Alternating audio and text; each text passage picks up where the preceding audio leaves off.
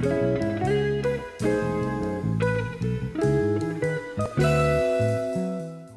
going to do a quick overview of the API Preamp and 500 series EQ.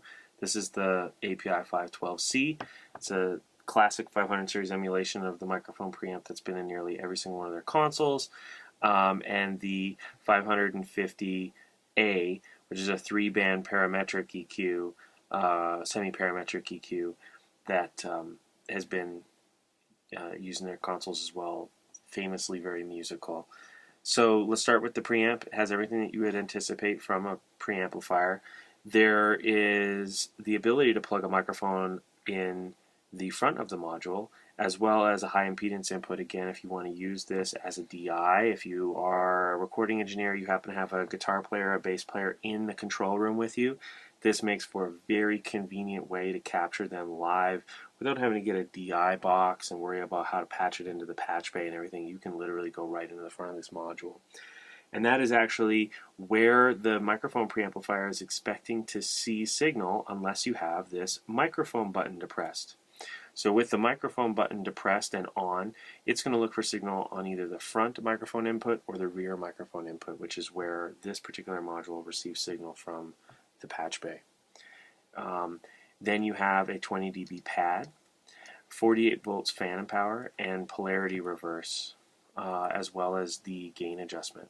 Now, these microphone preamplifiers are famous for their forward sound, the attack that they have, the transient response, the quick transient response. So they're great for drums and other things where you want them to be very forward in a mix, mid-heavy, upper mid-heavy. And they actually change a little bit as you drive them more.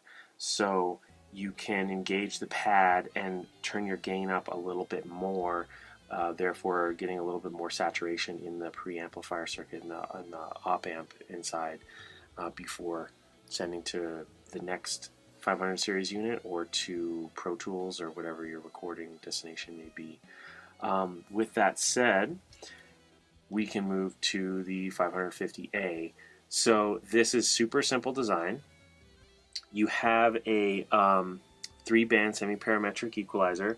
On the bottom right-hand side, you have the master bypass or the in-out button. So with it selected and red, that means that the preamplifier circuit is engaged, and you should be hearing the changes that you make.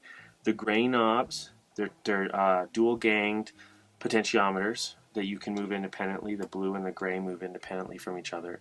The gray adjusts the gain added or removed from the band, and the blue selects the frequency at which you want to adjust. So for a quick example, if I turn it all the way pointed to the right, you'll notice that's 20 kilohertz, and I can boost that by up to 12 dB. And I can do the exact same on the mid band as well as the low band. And then two other features on the bottom is the ability to make the high frequency and the low frequency semi-parametric bands actually be shelves. So if I wanted to make a high frequency shelf or a low frequency shelf, I would engage these switches, one or the other. For instance, if I want to keep the high frequency a bell and I want to use a shelf as a low frequency, I select the low frequency button, and I can boost everything 100 hertz and below by adjusting appropriately. That's a 100 hertz shelf boosted by 6 dB. And then lastly, there is a low pass filter here that you can engage. I'm not entirely sure what frequency that's at, but that is just a high pass filter or a low cut filter that you can turn on and off.